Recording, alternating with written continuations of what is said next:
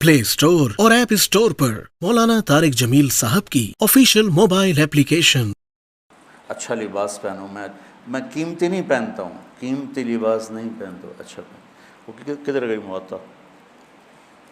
बाब मा जाअ फी लुब्स थियाब लिल जमाल बिहा।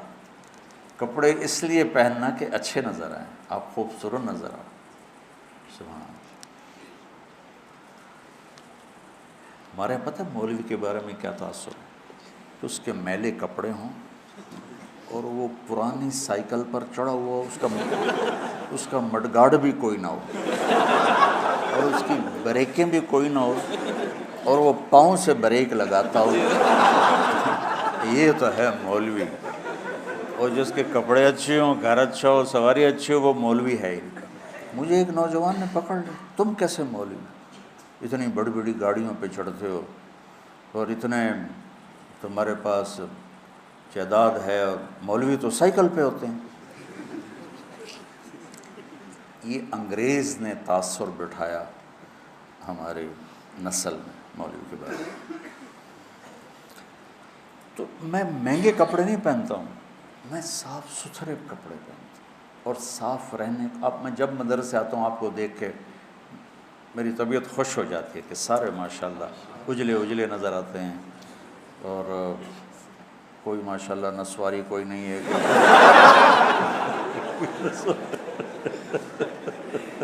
सारे साफ़ सुथरे खुशबूदार, तो अच्छे लगते हैं।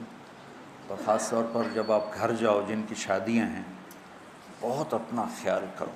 हज़रत अब्दुल्ला बिन अब्बास ने फरमाया, अना अतज़य्यनु लिज़ौजती कमा उहिब्बु अन ततज़य्यन ली। हज़रत अब्दुल्ला बिन अब्बास ने फरमाया, जैसे मैं चाहता हूँ मेरी बीवी मेरे लिए मेकअप करे, मैं भी अपनी बीवी के लिए मेकअप करता हूँ। और अल्लाह के नबी ने अल्लाह के नबी ने वाज़ेह फरमाया, तज़य्यनु लिनिसाइकुम, अपनी बीवियों के लिए ज़ेब व ज़ीनत इख्तियार करो। ये ऐन दीन है, अगर अल्लाह ने दिया है तो। ये एक हदीस है कि एक सहाबी को भेजा, वो गए हुए थे ऊँट चराने, सुम्मा अदबरा यज़हबु फ़ी ज़हर वलैहि बुरदान लहू क़द खलक़ा। वो जब सहाबी वापस, अब पीछे लंबी हदीस है, सहाबी वापस आया तो दो पुरानी चादरें उनके ऊपर थी। फ़नज़र रसूलुल्लाह सल्लल्लाहु अलैहि वसल्लम इलैहि फ़क़ाल अमा लहू सौबान गैरु हाज़ैन। तो आपने कहा इसके पास और कपड़े कोई नहीं है, इसने से पुराने पहने हुए हैं। कुल्तु बला या रसूल अल्लाह लहू सौबान फ़िल ऐबत कसौतुहु ईजाहुमा। मैंने कहा या रसूल अल्लाह, इसके ऐबा, वो बैग को कहते हैं, बैग ऐबा, ये छोटा बैग हकीबा, जो इसके उसके बैग में हैं कपड़े, दो मैंने इसको दिए हैं। तो क़ाल फ़द्दुऊहु फ़मुरहु फ़लयल्बसहुमा, अपने फरमे से बुलाओ और उससे कहो कि वो कपड़े पहने। क़ाल फ़दअउतुहु फ़लबिसहुमा सुम्मा वल्ला यज़हब फ़क़ाल रसूलुल्लाह सल्लल्लाहु अलैहि वसल्लम अलैसा हाज़ा खैरुल लहू मा लहू ज़रबल्लाहु उनुक़हु। आपने कहा इसकी गर्दन मारी जाए, क्या अभी ये इसमें ये खूबसूरत नज़र नहीं आ रहा? फ़समअहु रजुल फ़क़ाल या रसूलल्लाह फ़ी सबीलिल्लाह। आपने तो मज़ाकन कहा था, तो उन्होंने कहा या रसूलल्लाह फिर इसको आप दुआई दे दें कि मेरी अगर गर्दन मारी जाए तो अल्लाह के रास्ते में मारी जाए। तो फ़क़ाल रसूल सल्लल्लाहु अलैहि वसल्लम फ़ी सबीलिल्लाह फ़क़ुतिल रजुल फ़ी सबीलिल्लाह। तो साफ़ सुथरा रहना, अच्छा रहना, लोग आपको पसंद करें, आपका पहला तासुर लिबास का होता है। ख़ास तौर पर जो शादीशुदा लोग हैं, अपने आप को आरास्ता रखो, किसी जगह जाना हो। मेरे नबी ने कपड़े अलग रखे हुए थे वफ़ूद से मिलने के लिए, थे कि नहीं थे? तो ये तसव्वुफ़ की लाइन से आई है रहबानियत, कि वो हज़रत के तो पैबंद लगे होते हैं और हज़रत तो मिट्टी के प्याले में ही खाना खाते हैं। भाई ये हज़रत की बातें हज़रत के पास रखो, वो देखो जो मेरे नबी ने बताया और करके दिखाया। हज़रत तो सब के अलग अलग। मैं तुम्हें सीरत से जोड़ना चाहता हूँ, अकाबिर की अज़मत کے بغیر دین مکمل نہیں. یاد رکھو، اللہ معاف کرے کہ میں کسی بھی اکابر امت کی توہین کروں، لیکن اکابر امت کتنے ہی بڑے کیوں نہ ہوں، نمونہ صرف نبی کی ذات، آئیڈیل صرف نبی کی ذات. لَقَدْ قَانَ لَكُمْ، پھر آگے فی، سبحان اللہ، ایک لقد، پھر لکم اور فی رسول اللہ ہے. ایک ہی ہستی ہے جس کے پیچھے چلو گے تو منزل ملے گی، وہ ہیں محمد مصطفیٰ. محبتیں بانٹو، محبتیں تقسیم کرو، نفرتوں کی آگ کو بجھاؤ اور اسلام پیش کرو. اسلام پیش کرنے کی مثال کیا ہے؟ میں کہتا ہوں بھائی جو 5 وقت نماز پڑھے گا اللہ اس سے جنت میں جگہ عطا فرمائے گا. یہ تو ہو گیا اسلام. اور مذہب کیا ہے؟ یہاں ہاتھ نہیں باندھنے، یہاں باندھنے ہیں، نہیں یہاں نہیں باندھنے، یہاں باندھنے ہیں. یہ ہو گیا مذہب. تو مذہب کی تبلیغ نہیں کرنی، اسلام کی تبلیغ کرنی.